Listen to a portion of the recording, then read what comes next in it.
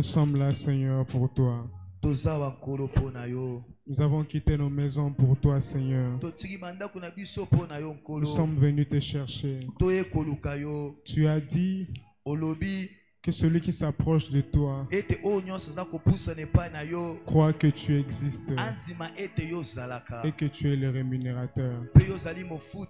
Nous ne venons pas en ces lieux en vain. Nous ne venons pas en ces lieux en vain. Père éternel, je recommande ce temps de la parole. Saint-Esprit, dirige ma bouche. Permets-moi de dire des choses saintes. Les choses que tu as réservées à ton peuple. Dans le nom de Jésus-Christ. Nous disons tous Amen et nous acclamons le Seigneur très fort.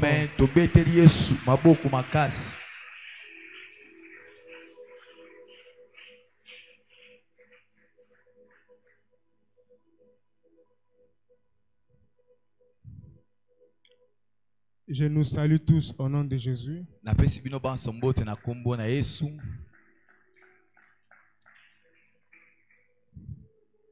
Je rends grâce à Dieu pour ce soir.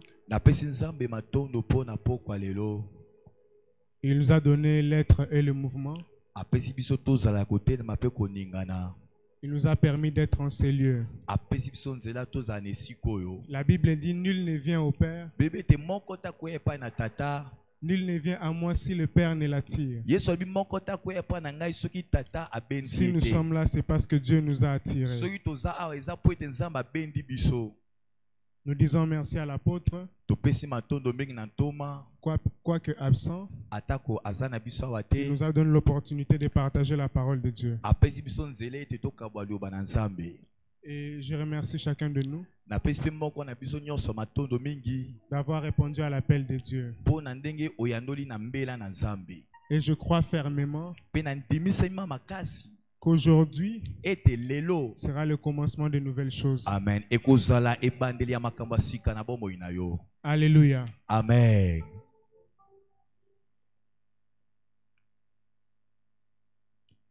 Notre thème de ce soir, c'est le temps de chercher Dieu. Amen. Le temps de chercher Dieu.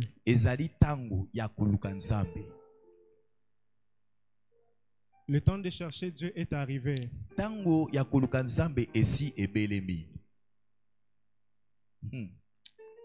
Alléluia. Le temps de chercher Dieu est arrivé. Beaucoup de choses arrivent dans le monde. Nous venons d'entamer une nouvelle décennie. 10 ans qui viennent de passer a été vraiment difficile.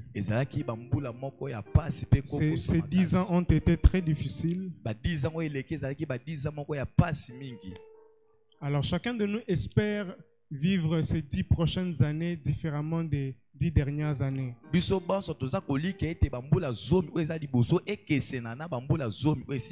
Chacun de nous espère une gloire plus grande que celle qu'elle a eue dans la décennie précédente.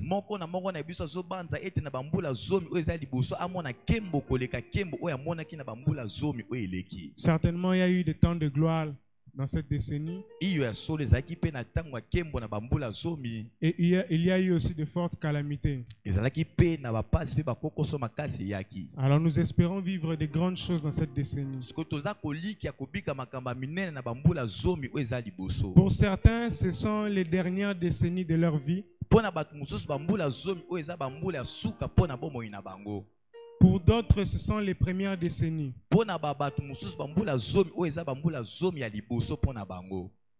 Alors, pour ceux dont ce sont les dernières, ils espèrent vraiment tout donner. Ils espèrent fournir vraiment beaucoup d'efforts pour laisser un héritage, pour assurer l'avenir des enfants de la progéniture. Pour ceux dont ce sont les premières, ils veulent découvrir des choses. Ils veulent travailler avec toute leur énergie avec toute leur énergie pour pouvoir construire des choses. Alors il n'y a que des inconscients qui ne prennent pas trop en compte les enjeux des choses. Ils attendent de perdre 5 ans. Pardon? Ils attendent de perdre 5 ans par exemple pour ouvrir les yeux. Donc ils sont encore froids. Ils ne savent pas que nous sommes en train de poser les fondations pour cette décennie précisément. La plupart des crises ont toujours été en 2008, 2009, 2019, 2018. C'est toujours à la veille d'une décennie.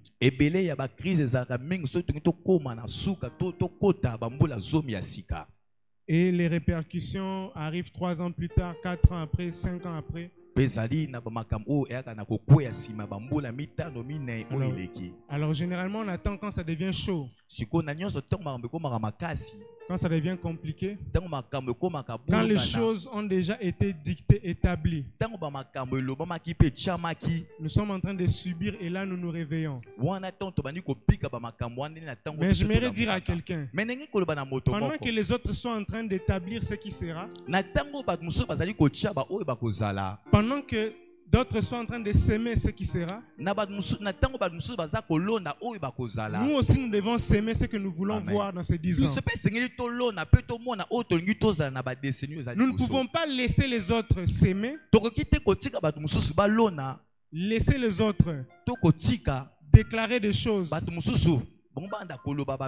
voter des lois, faire des compromis, prendre des décisions, et nous ne prenons aucune décision, aucune résolution.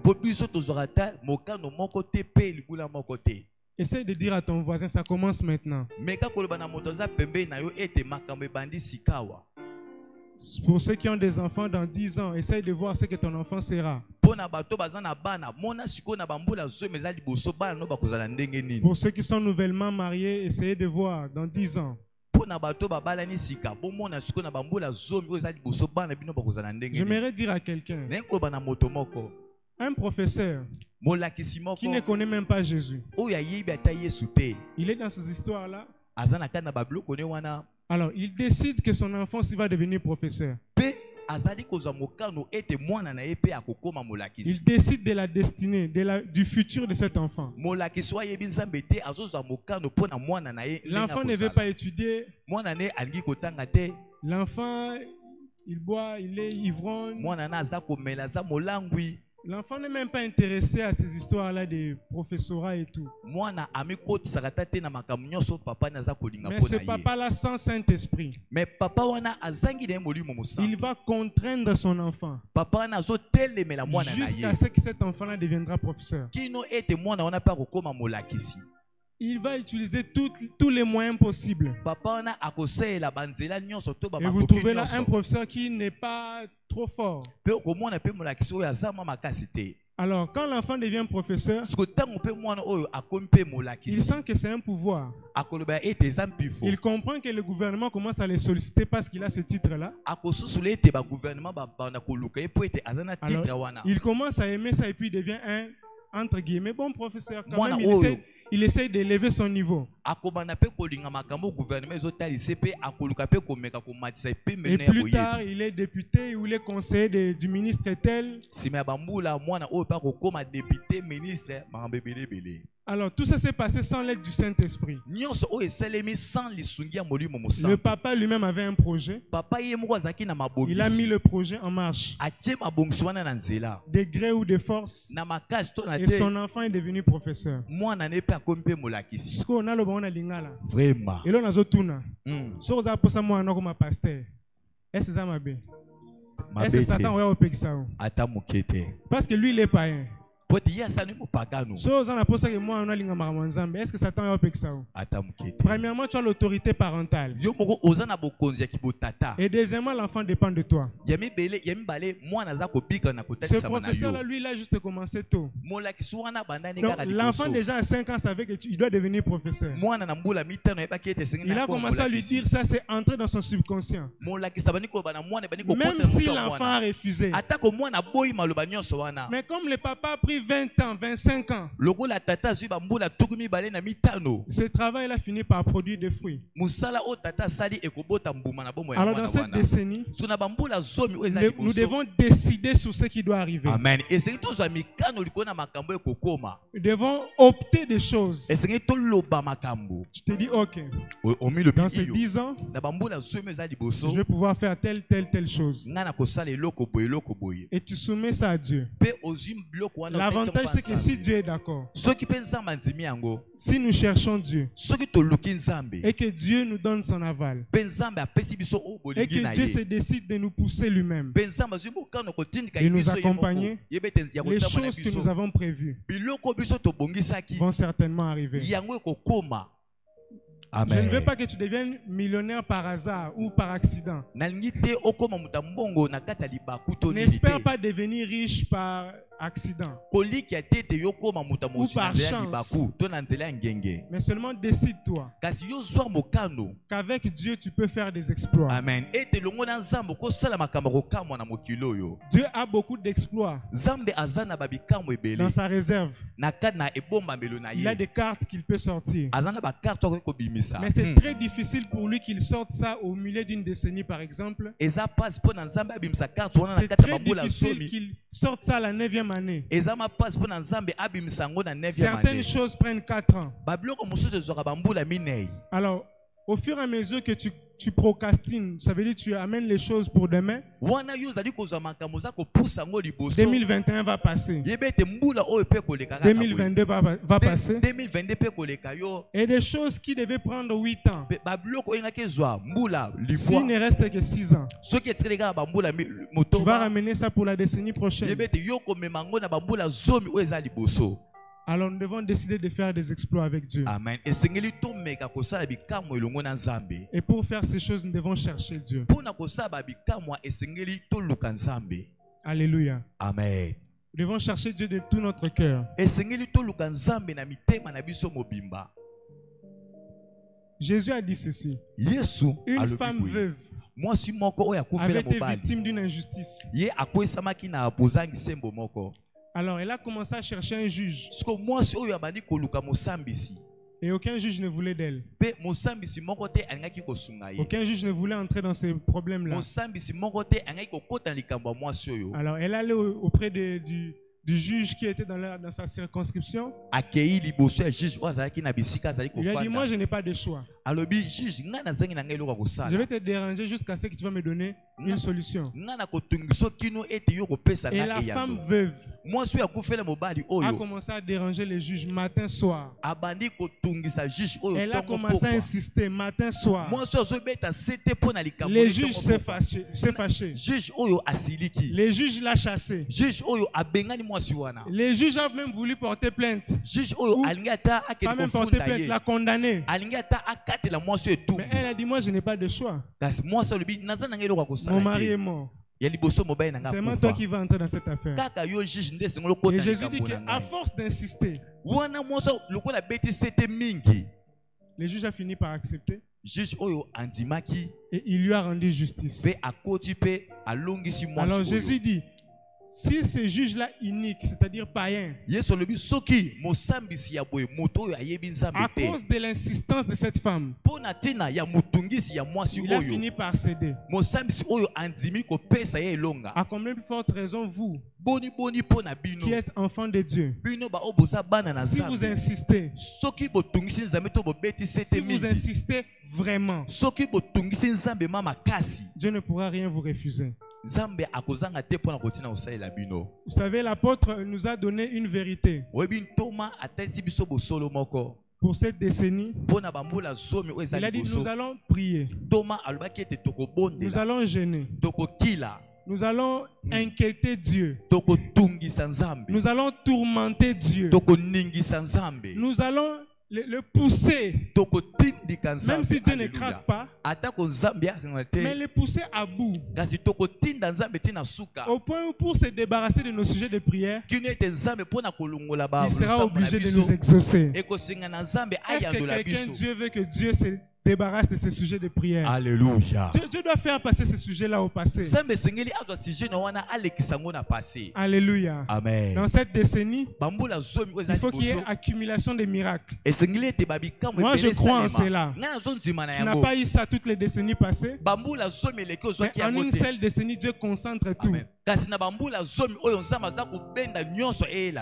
Même vous qui nous suivez en ligne, tu es en train de chercher des documents. Dieu peut concentrer tout, l'enfant, les documents, les marches, tout, il peut concentrer ça en une seule décennie. Parce que soit tu meurs, soit Dieu t'exauce. Si nous avons cette mentalité-là, soit tu meurs, soit Dieu t'exauce, tu finiras par avoir tout ce que tu as demandé à Dieu. Et une chose encore, c'est que lorsque nous demandons dans la volonté de Dieu, Dieu t'a déjà dit qu'il va donner. Dieu t'avait déjà montré. Lorsque tu lui demandes ces choses-là, il se sent lui-même dans l'obligation de pouvoir te le donner. Nous allons chercher Dieu. Amen. Le temps de chercher Dieu est arrivé. Les dernières années de cette décennie, il y a eu un grand relâchement dans l'église. Il ne s'agit pas seulement de notre église, mais il s'agit de toutes les églises dans le monde, la plupart des églises dans le monde. Il y a eu un très grand relâchement. Satan a eu à nous attaquer d'une manière ou d'une autre, de nous frustrer. Mais seulement le temps est arrivé où nous devons recommencer à chercher Dieu. Le temps où nous avions soif de Dieu là. Le temps où nous aimions Dieu là. Le temps où on venait même sans savoir pourquoi je viens. Le temps où rien ne pouvait nous faire fléchir. Le temps où même Satan avait peur de venir nous tenter. Le temps où les sorciers nous craignaient. Vous savez, maintenant, ils se sont un peu habitués avec nous. Ils maîtrisent un peu comment on fonctionne. Ils savent que bon, je vais commencer par ça. Si ça ne marche pas, je vais aller ici. Je vais un peu toucher ici. Il finira par être découragé. Je suis en train de dire à quelqu'un ce soir, sors de ton découragement. Amen. Amen. S'il n'y avait aucun miracle dans l'église, s'il n'y avait aucune bénédiction, on aurait eu raison de dire que Dieu n'agit pas. On aurait eu raison de nous relâcher. Mais seulement Dieu a quand même fait des choses. Et sauf que ce n'est plus suffisant pour nous. Je suis en train de dire à quelqu'un, cette dimension-là n'est plus suffisante. Les gens de mariage qu'on a vus, ce n'est plus suffisant. Ça ne nous satisfait plus. D'autres choses Dieu avait fait avant, ça nous avait satisfait. On était dans la joie, on était très contents. Mais déjà vraiment. Alors dans cette décennie, on veut voir de nouvelles choses. Amen. Amen. Dans cette décennie, nous voulons voir les petits enfants prophétiser. Amen. Nous voulons voir des vieillards avoir des songes. Où ils nous parlent de 13 ans, 14 ans plus tard.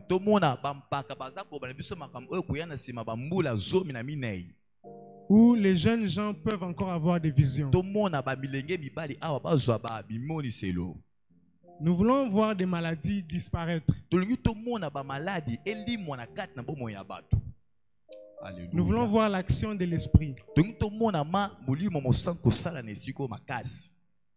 Moi, je veux sincèrement voir l'action de l'esprit.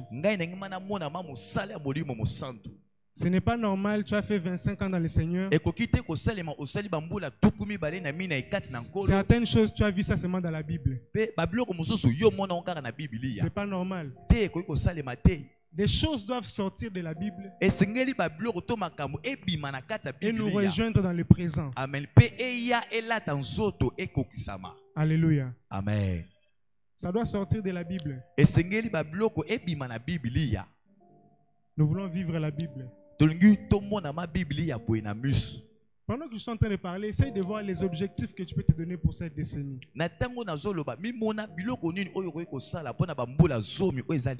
Dieu peut faire en sorte que tous tes enfants se marient. Tous ceux qui sont restés là, qui se marient dans cette décennie. C'est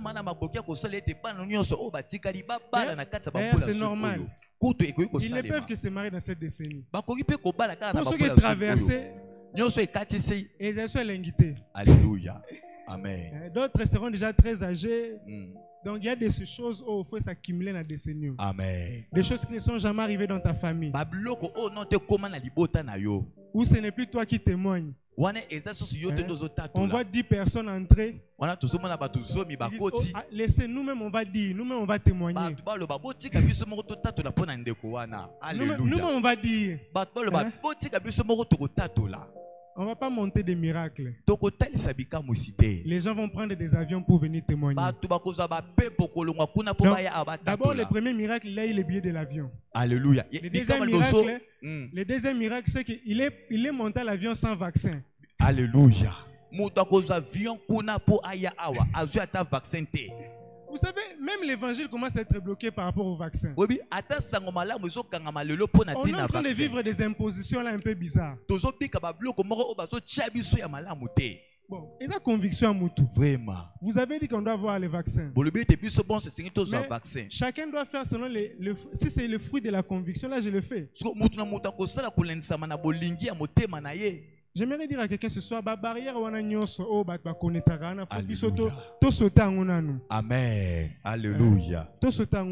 Même quand c'est ton ennemi qui est à la porte, il dit, c'est lui qui est en train de venir. Il ne va pas passer. Mais dès que tu arrives comme ça, lui-même commence à rire. Bonsoir, tu peux passer. Gloire à Jésus. Amen. Vraiment. Il faut quand tu demandes à quelqu'un, envoie-moi les billets. Il refuse, bon, toi-même tu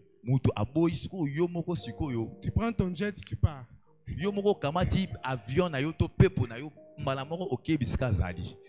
De toute façon, vous voyez Mera comme une église de Kasavubu seulement. Mais seulement je vois des gens chercher Dieu à une dimension où ils vont prendre cette église. Alléluia. Ils vont les amener même en Afghanistan. Si toi ce n'est pas ton objectif, si toi tu veux seulement avoir un enfant, il y a des gens qui seront la porte du pasteur dans les ambassades. Amen. Vous savez, lorsque Dieu parle, même ceux qui n'étaient pas là, même ceux qui n'ont pas entendu, comme la parole a été libérée, si ça les concerne, la parole va les chercher, va aller les attraper, et ça va s'accomplir. Alléluia. Amen. Alors, mon texte de ce soir, c'est Genèse chapitre 9. Ezali Genèse chapitre 9. C'est le premier texte que nous allons lire ce soir. Genèse 9. Genèse chapitre 9. Le verset 16 à 21. Verset 16 à 21. Genèse chapitre 9. Le verset 16 à 21. L'arc sera dans la nue, et je le regarderai, pour me souvenir de l'alliance perpétuelle entre Dieu et tous les êtres vivants, de toute chair qui est sur la terre. Et Dieu dit à Noé, tel est le signe de l'alliance que j'établis entre moi et toute chair qui est sur la terre. Les fils de Noé qui sortirent de l'arche étaient Sem, Cham et Japheth.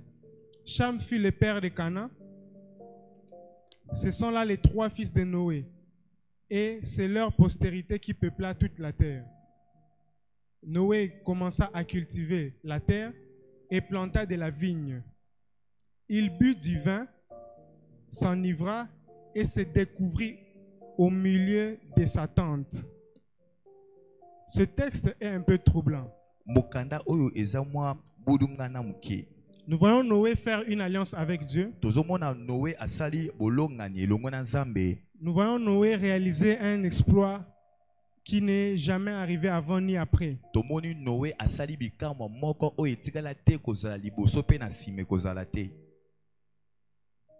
Il fait quelque chose d'exceptionnel. Il construit une arche. Et Dieu fait de lui comme le nouveau Adam. Mais seulement, juste après être sorti de la barque, Noé s'enivre. À première vue, Noé a tort. Si on veut juger ce texte tel qu'on le voit, on trouve que Noé a tort.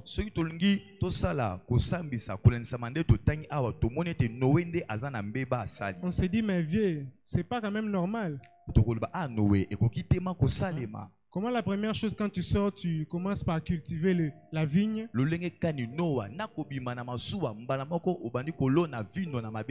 Et après tu prends du vin et tu t'enivres.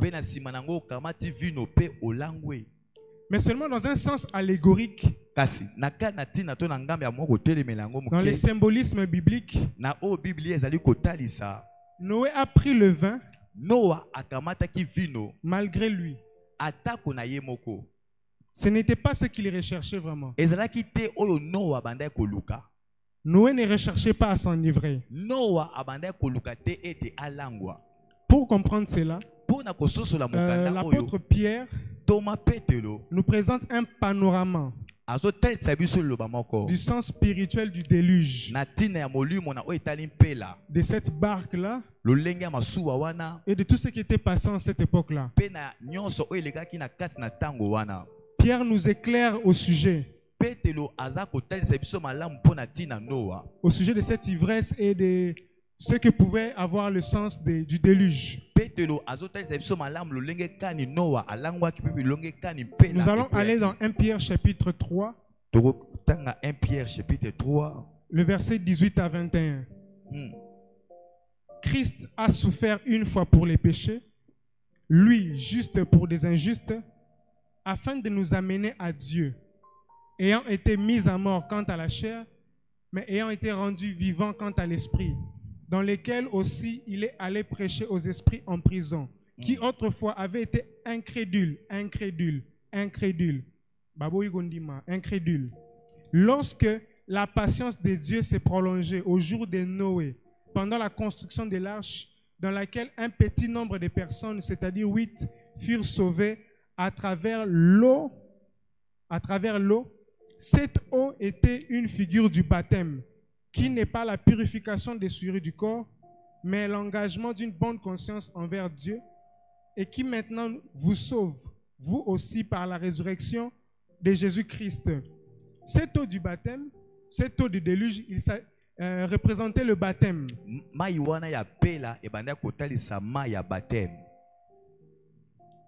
Si Dieu a occasionné le déluge et qu'il a sauvé Noé dans une barque, cela c'était pour préfigurer le baptême. Alléluia. Amen. Mais nous savons qu'on ne peut pas être baptisé si on n'a pas cru. Alléluia. Tu ne peux pas être baptisé Si au préalable tu ne crois pas en Jésus, alors on dit que le déluge et la barque représentaient le baptême.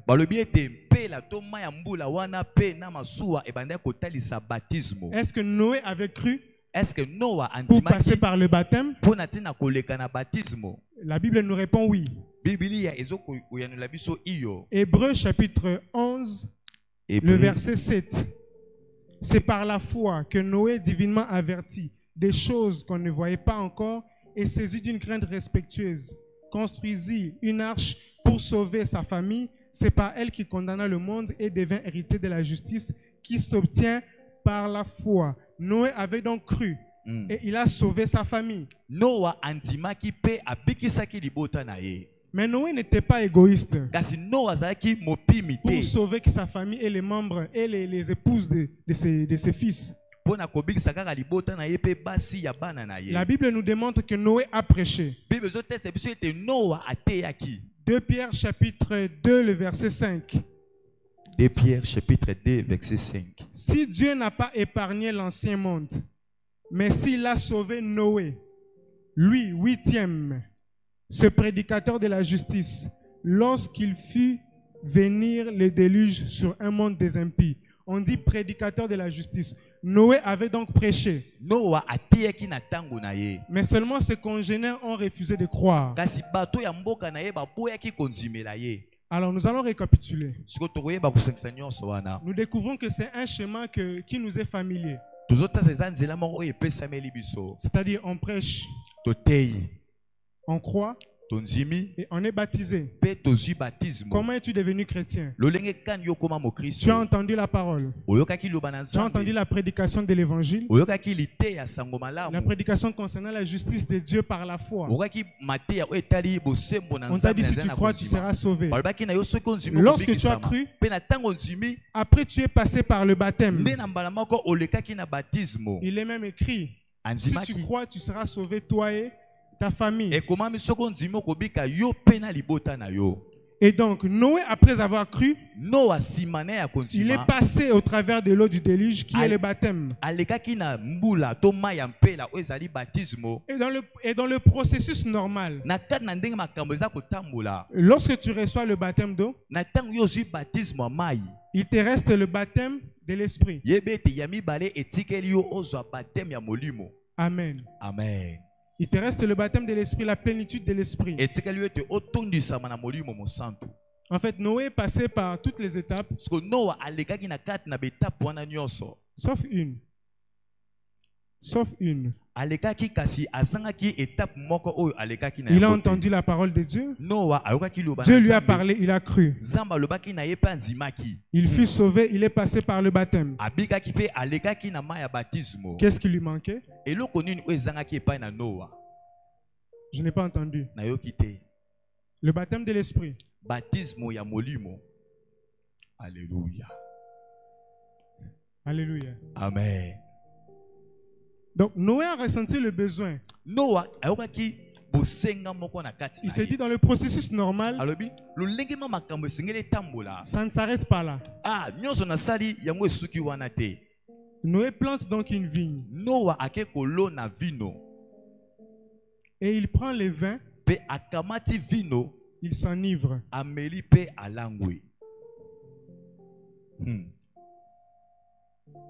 Qu'est-ce qu'il recherche? Je ne vois pas l'intérêt pour Noé de planter une vigne. Mais il ressent un besoin qu'il ne sait pas exprimer. Alors il se crée une solution à sa manière pour répondre à ce besoin-là. Il plante la vigne, il prend la vigne, le vin et il s'enivre. Mais lorsque Paul voit ça, il dit t'es vieux, ça il m'a bé. C'est pas comme ça que ça se passe. La Bible dit dans Éphésiens 5. Éphésiens chapitre 5. Chapitre 5, verset 18. Ne vous enivrez pas de vin. C'est de la débauche.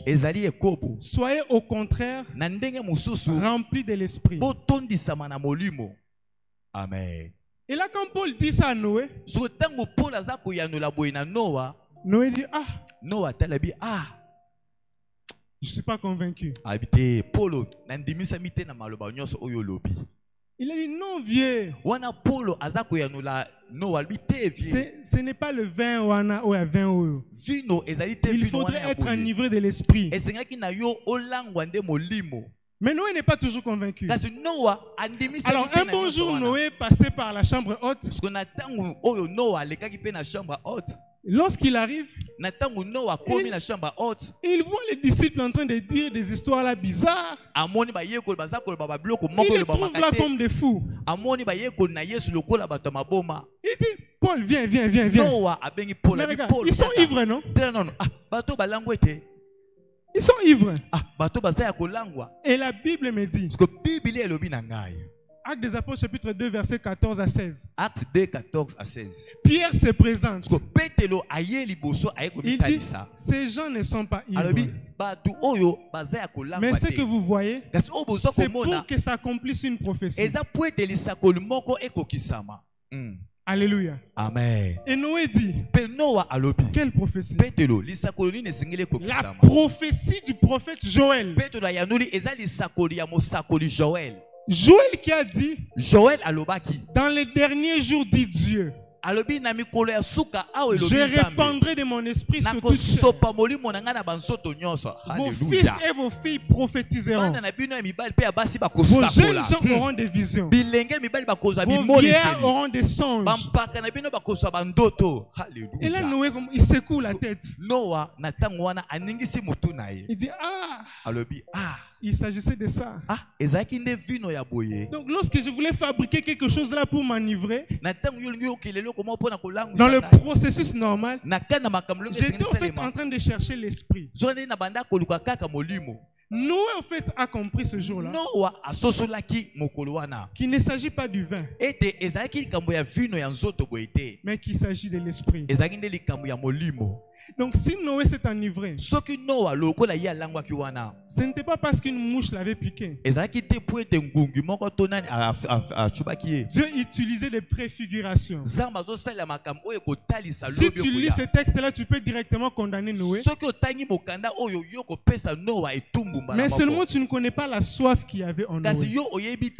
Noé s'est fabriqué son Saint-Esprit en forme d'arbre.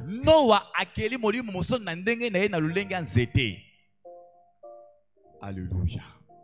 Il s'est fabriqué son Saint-Esprit. Il a dit, je vais moi-même provoquer la plénitude. Mais seulement ces choses-là n'était pas prévu pour eux. Dieu a dit dans les derniers jours, Noé pouvait tout faire. Passer même par les baptêmes. Mais en ce qui concerne l'esprit, ça c'était réservé pour les derniers jours. Et je peux déjà informer quelqu'un. Les derniers jours n'ont pas commencé aujourd'hui. Les derniers jours ont commencé quand l'Esprit de Dieu a été répandu. Alléluia. Et si Noé est en train de rechercher la plénitude, l'esprit, le baptême de l'esprit, alors ce n'était pas encore le temps. Nous, à notre tour, Dieu a déjà répandu son esprit. Amen. Parfois, tu sais, Pierre a encore ajouté une chose. Il a dit les prophètes, ceux de l'ancienne alliance, même les anges, lorsqu'ils ont plongé les regards dans ce qui nous était promis, ils ont tant désiré avoir cela. Mais seulement après investigation, après avoir tout fait, ils n'ont pas pu avoir cela parce que cela nous concernait. Ils sont morts de jalousie. Alléluia. Amen. Alors ce que nous avons, nous ignorons le degré de la dimension à laquelle il peut nous amener.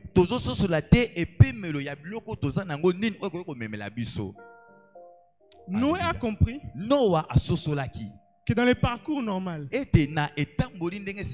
quand tu as cru, tu passes par le baptême, mais tu ne dois pas t'arrêter là. Tu dois arriver jusqu'au baptême de l'esprit. L'église ne peut pas bien fonctionner sans l'esprit. Beaucoup de gens se disent, bon, Bible. Vraiment. Mais la Bible parle aussi de l'esprit. Nous devons être des hommes de parole, fondés sur la parole, et des hommes d'esprit. Alléluia. Des hommes qui connaissent la parole, assis dans les Écritures, mais aussi des hommes d'esprit. Noé, à son époque, il est resté à la dimension sec, à la dimension physique. Mais seulement nous, Dieu nous a amenés à la dimension spirituelle. Nous ne sommes qu'un corps. Et le corps sans l'esprit n'est rien. Nous ne sommes qu'une chair, un corps. Nous formons le corps du Christ. Et le corps du Christ sans l'esprit de Christ ne peut pas impacter. C'est pourquoi lorsque l'Église veut influencer le monde, lorsque l'Église veut opérer dans une dimension plus que celle des sorciers, l'Église ne doit pas se fabriquer son Saint-Esprit. On ne doit pas fabriquer notre atmosphère. On ne doit pas fabriquer des miracles. On ne doit pas tomber dans le piège de l'habitude. Mais on doit rechercher réellement l'esprit. Noé pouvait tout faire et il n'allait jamais recevoir l'esprit. Pour ce qui est de notre compte, l'esprit est déjà là. Amen. En train de se mouver. Mais seulement nous négligeons l'apport que le Saint-Esprit peut avoir avec l'Église. Nous négligeons la dimension à laquelle l'Esprit nous attend. Nous pensons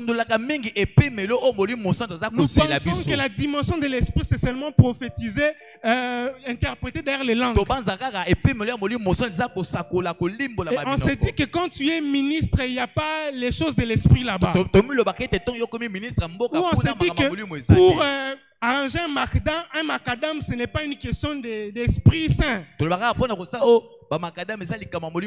par exemple, pour construire ça, on n'a pas besoin de l'Esprit. Mais c'est faux. On a besoin de l'esprit en tout. Si nous savions que quand les macadams se cassent, il y a des trous, ce sont des petits sorciers qui viennent la nuit, ils cassent ça. Nous allons comprendre que pour bâtir et que ça reste, il faut une dimension spirituelle. Pourquoi ils viendront la nuit pour pouvoir casser à petit marteau et dendi. Alléluia. Si tu comprends que même dans l'affaire des mariages, il est question aussi du Saint-Esprit, alors là tu pourras mieux sécuriser ton mariage. Si tu comprends que même pour Boula, ça veut dire conduire taximan, il te faut le Saint-Esprit. Alors là tu vas conduire, mais pas comme tout le monde conduit. C'est-à-dire que ta voiture deviendra comme une voiture auto-blindée. C'est-à-dire que si Dieu veut faire échapper à Guillaume un accident, il va seulement te dire, bon, passe d'abord par 24. Là-bas, tu verras un homme qui se tient à l'arrêt. C'est mon serviteur. On a prévu un accident pour lui. Toi, ouvre seulement les portes, dis-lui, entre. Alléluia. Gloire à Jésus. Alléluia. Amen. Vous savez, même pour porter les verres, quelqu'un a demandé, mais pourquoi Dieu ne me guérit pas seulement de mes problèmes des yeux? Si tu savais au fait que Jean, avant qu'il ne voie dans le monde spirituel, il fallait d'abord qu'il devienne aveugle. Cela veut dire quoi? Dieu peut te faire porter des verres pour t'ouvrir les yeux spirituels. Il veut te garder dans un handicap. Comme ça, quand tu vas voir des choses, que tu ne tombes pas dans l'orgueil. Parfois, il faut accepter de porter des verres. Il faut accepter d'avoir une écharpe dans le dos pour que Dieu continue à faire ses miracles. Il faut accepter que tu sois malade toi-même pour que Dieu fasse ses miracles à lui. Dans toutes choses. Tu peux même commencer à perdre les cheveux. Et tu ne comprends pas pourquoi. Et automatiquement, tu commences à avoir des cheveux blancs. Si tu sais que ça, c'est juste un symptôme de la sagesse divine qu'il a déposé sur toi spirituellement dans une dose élevée au point où ça commence à produire des effets physiquement. Alléluia. Et tu peux commencer à négliger la sagesse que Dieu t'a donnée. Tu te focalises sur ton problème.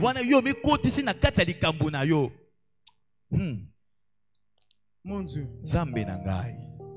Alléluia. L'église a besoin du Saint-Esprit en tout et pour tout. Alléluia. Mon Dieu. La Bible dit que celui qui s'approche de Dieu doit croire que Dieu existe et qu'il est le rémunérateur de ceux qui le cherchent. Or, la Bible dit dans Corinthiens, 1 Corinthiens chapitre 2 verset 9, que des choses que l'œil n'a point vues, c'est ce que Dieu a réservé pour nous. Mais pour que nous accédions à ces choses, nous devons avoir la foi, nous devons chercher Dieu et nous devons accepter que le Saint-Esprit s'ingère. Tu ne peux pas te dire que je veux de grandes choses, mais que le Saint-Esprit soit d'abord à côté. Le Saint-Esprit n'est pas en désaccord avec les choses que Dieu a créées dans le monde. Le Saint-Esprit n'est pas contre le manger. Il n'est pas contre le boire. Il n'est pas contre les matières premières. Les choses précieuses là. Le Saint-Esprit n'est pas contre ça. Alors tu peux voir de l'or dans ta vision. Après tu dis bon, je pense que Dieu m'a béni. Mais si tu savais que cette vision là n'est pas spirituelle et que tu dois vraiment toucher de l'or, parce que cet or-là te rendra important dans une crise. Lorsque les échanges se feront, et tu pourras accéder à une certaine dimension qui permettra à l'église de pouvoir influencer le monde. Amen. Mais seulement nous avons déjà tout spiritualisé et tout rejeté. Nous avons mis une dissociation entre nous et le Saint-Esprit. Nous avons créé une distance entre nous et l'Esprit de Dieu. Mais je suis venu dire à quelqu'un ce soir, cherche le Saint-Esprit pour cette décennie. Alléluia. Amen. Cherche le Saint-Esprit pour poser des bases. Vous savez, lorsque Dieu a voulu bâtir, l'Esprit de Dieu a commencé d'abord à se mouver. Tu ne peux pas commencer sans le Saint-Esprit. Et tu ne peux pas recommencer là où tu as échoué sans le Saint-Esprit. Le temps de chercher Dieu est arrivé. Le temps où nous n'allons pas forcer les choses. Nous allons tellement inviter bien le Saint-Esprit, lui préparer un cadre là très bien. Et quand il vient, le Saint-Esprit n'est pas d'abord notre enfant. La Bible dit: je ne vous laisserai pas comme les orphelins. Ça veut dire que je vous enverrai un père. Et le père là qui l'a envoyé, c'est qui? C'est le Saint-Esprit. Donc le Saint-Esprit est comme un tuteur, comme un père. Quand tu veux recevoir un père, c'est avec beaucoup d'honneur. Nous, on veut le recevoir comme une chose. D'ailleurs, on ne les cherche pas bien. On ne les cherche pas bien. On ne va pas bien vers lui. On se dit que le Saint-Esprit, c'est le parler en langue. Avant même que le président de ce monde soit créé, l'Esprit de Dieu était là. Alléluia. Il est capable de coordonner des choses, de contrôler les choses. Même les choses physiques là. Le cœur des rois.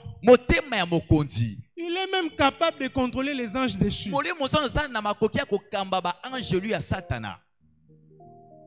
Alléluia. Toute l'armée de l'ennemi ne pourra rien contre l'Esprit de Dieu. Alléluia. Amen. Et si nous cherchons le Saint-Esprit de tout notre cœur, quelle porte nous sera encore fermée? Celui qu'on nous a laissé, c'est le Saint-Esprit. Alléluia. Jésus a dit aux disciples, il est bon que moi je m'en aille. Alléluia. Il est préférable pour vous que moi je parte. Alléluia. Et l'Esprit dit non. Non. Toi, il faut que tu restes. Il a dit non. Celui qui vient après moi là, il va faire avec vous des choses que vous n'avez jamais imaginées. Celui qui vient après moi. Est-ce que vous savez que même les sorciers ont besoin du Saint-Esprit? Même un sorcier a besoin du Saint-Esprit pour se convertir. Hein? Mon Dieu. Si le frère ici est sorcier et qu'il veut se repentir, il a besoin de trouver un abri. Cet abri-là, il va trouver ça où? Il ne va pas trouver chez un homme. Il faut qu'il trouve les maîtres des esprits. Il faut qu'il aille chez celui qui est supérieur. Qu'il aille chez une autorité suprême. Je suis en train de dire à un sorcier qui m'entend ou qui suivra ce message après. Tu as peur d'abandonner. Il t'intimide. Il te dit tu vas aller nulle part. On va aller te chercher. Si tu viens t'abriter sous la puissance de l'esprit, ils ne pourront pas t'atteindre. Amen. Il y a des bénédictions. Vous savez, quand Dieu dit que la bénédiction de l'Éternel enrichit et qu'il ne la fait suivre d'aucun chagrin, c'est parce qu'il envoie son esprit. Il dit, je l'ai déjà béni. Mais je sais que ces petits-là qu'on appelle diable, il va chercher à embrouiller les choses. Alors toi, accompagne cet homme. Nous devons désirer que le Saint-Esprit puisse nous accompagner. Amen. Amen. Le corps ne peut pas fonctionner sans l'esprit. C'est une nécessité évidente. Le corps est toujours coordonné par un esprit, soit à distance, soit de près. Alors quand l'église ne veut pas du Saint-Esprit, quand l'église n'a plus soif du Saint-Esprit, nous sommes en train de rater quelque chose de plus grand. Alors quelqu'un va me poser la question. Désirer le Saint-Esprit, ce sera comment? Alors chaque jour c'est ma Saint-Esprit, Saint-Esprit, Saint-Esprit. Non, c'est la disposition de ton cœur. Où tu te dis, je ne vais pas faire un pas sans lui. Où tu te dis, je prends ma vie. Je vais la soumettre au Saint-Esprit.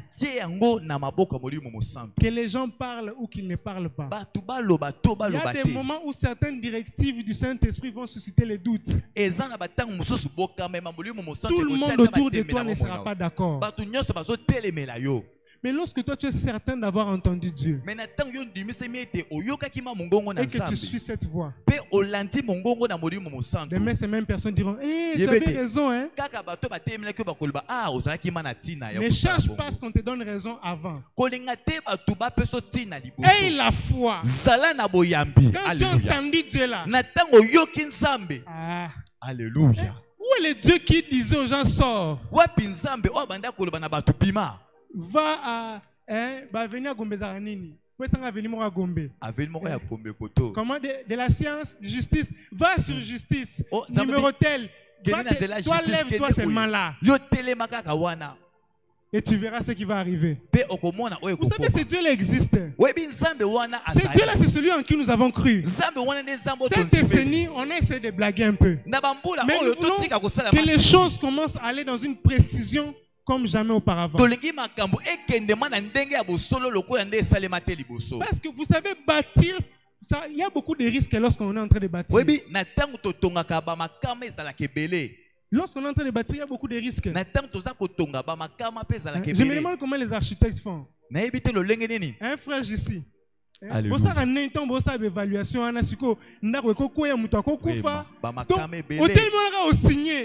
l'assurance des architectes. J'ai fait mes calculs.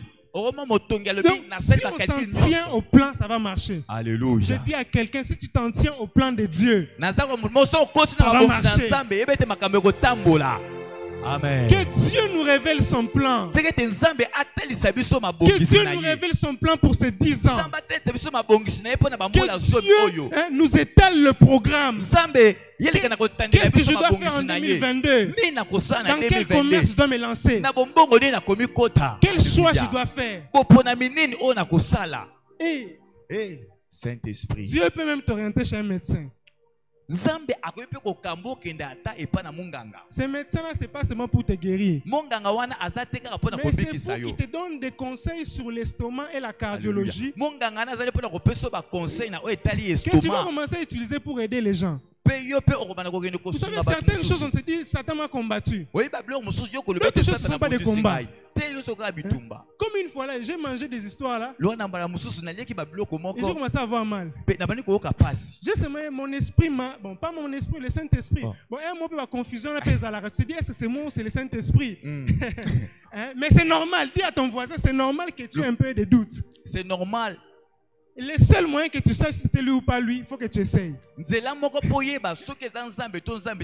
finalement, j'ai écrit au médecin. À une sœur là qui fait la médecine. La première question qu'elle me demande, tu as mangé quoi? J'ai dit, j'ai mangé telle chose, telle chose. Ah oui, c'est normal que tu aies mal. Et puis tu as mangé ça à 22 h. Non. Et c'est un conseil qui a commencé à m'aider. Si seulement tu savais qu'il faut que tu entres à gauche au lieu de droite, tu n'auras plus à souffrir. Donc,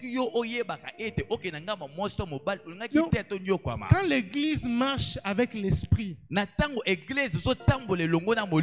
vie chrétienne est comme un relengi. Amen. Gloire à Jésus. Amen. Donc, où tu sais que tu as prié. Vous savez, Paul a fait une prière. Il a prié 3 fois. Il a dit 3 fois j'ai prié pour qu'il enlève ce truc-là de mon dos. Dieu lui a seulement dit, ma grâce te suffit. Et il a dit, c'est que c'est Dieu qui veut ça. C'est Dieu qui veut que je n'ai pas encore d'enfant. C'est Dieu qui veut que je sois encore chômeur. Comme l'apôtre un jour, il a dit que Dieu a parlé à une femme. Lui, il est en prière, il demande la richesse. Il demande à Dieu, moi, Pekunya.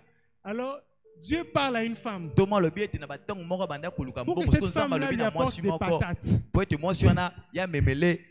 Alors, il se demande, Dieu, là, toi, tu parles à quelqu'un pour qu'il m'apporte des patates. Tu ne peux pas faire rêver même un ministre.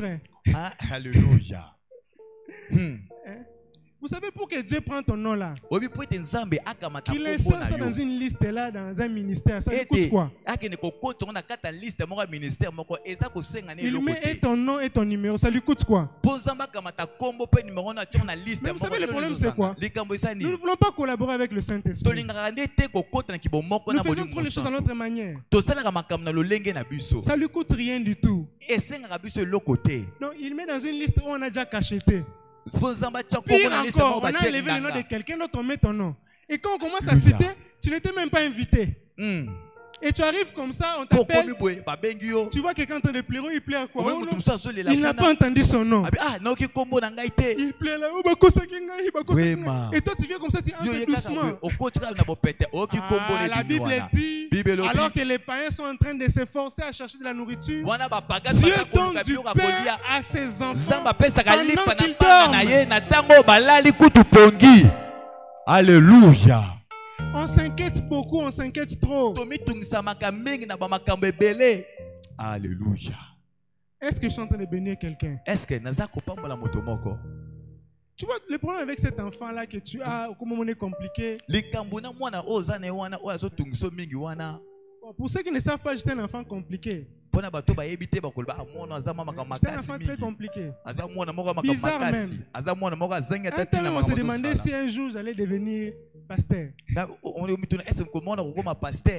Vous savez, il y a des moments où tu t'as parlé, maintenant, les réalités commencent à te dire, ah, est-ce que vraiment il s'agissait de lui ou d'un autre? Mais seulement quand tu fais confiance au Saint-Esprit, quand tu continues à chercher Dieu, tu insistes. Parce que c'est un combat, ça peut être aussi un combat. Tu t'es marié, après tu rencontres des combats. Mais seulement dans ce combat-là, si l'esprit commence à se mouver, il prend le contrôle. Il finira par te donner la victoire.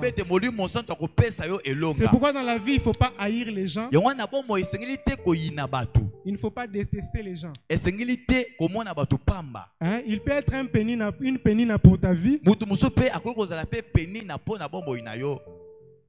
faut être reconnaissant par rapport à ses ennemis. Il y a des gens qui sont comme Pénina. À la fin, Anne doit son enfant à Pénina. Marchons seulement selon l'esprit. Marchons seulement selon l'esprit. On te fait du mal. Les gens cherchent des guerres contre toi. Les gens salissent ta réputation. Tu dis, moi je ne vais pas suivre ça. Moi je continue à marcher selon l'esprit. Et même vous viendrez chez moi. C'est moi qui vais vous donner le transport. Parfois, il faut offrir à ses ennemis des voitures. La Bible dit bénissez les ennemis. Donc, si tu arrives à un stade où le Saint-Esprit t'a transformé, au point où tu deviens comme Joseph, tu peux bénir même ceux qui t'ont vendu. Alors, là, Dieu ne craindra pas de te donner le pouvoir. Mais si tu as un cœur de haine, de vengeance, un cœur où tu veux seulement retourner seulement. Ma mère là m'a fait souffrir. Moi avec elle. Distance 100 mètres. Même quand je me marie, elle ne viendra pas. Non, quand tu as un cœur comme ça, le Saint-Esprit dit, comment je vais faire? Petit au baby plan. Vraiment. Plaise avec a fingio. Alléluia. Comme ça on a pambolio. Après betelo maboko. Vraiment. Alléluia. Alléluia. Amen. Alors l'église, nous savons que le Saint-Esprit, quand il vient, il change notre caractère. Le Saint-Esprit va te dire, tikaraka. Vraiment. Et maintenant, il y a déjà au milieu de la disposition, je te dis, non. Mikoko na église te na préparer les coups morts même question na église ba te ngai na tika na posa na bokitsanga te funa kokisa posa ya motema na ngai. Vraiment. Mais je voudrais te dire, laisse l'esprit seulement te conduire. Quand toi tu vas te venger là, ça ne va pas résoudre, ça ne va pas t'amener loin. Certaines choses, c'est seulement comme des marche-pieds. Vous savez, un enfant, quand tu prends le téléphone, tu mets ça à cette hauteur pour lui. Vraiment. Mais s'il sait qu'à cause de ça, il peut devenir élancé. À cause de ça, il peut faire des efforts. Il peut même grimper. Alléluia. Il peut réaliser un exploit, filmer. Et moi, dans Mati, s'il savait ça avant, lorsque tu mettais ça là, il allait se mettre sourire. Il allait mais à toi. Quand Satan est en train de compliquer ta vie, il lui complique à toi. Ce soir, je suis venu dire à quelqu'un, laisse-les compliquer ta vie. Laisse-les compliquer les choses. Laisse-les amplifier. Dans cette décennie, ils font des programmes. Laisse-les faire des programmes. Toi, ça c'est mal à l'aise.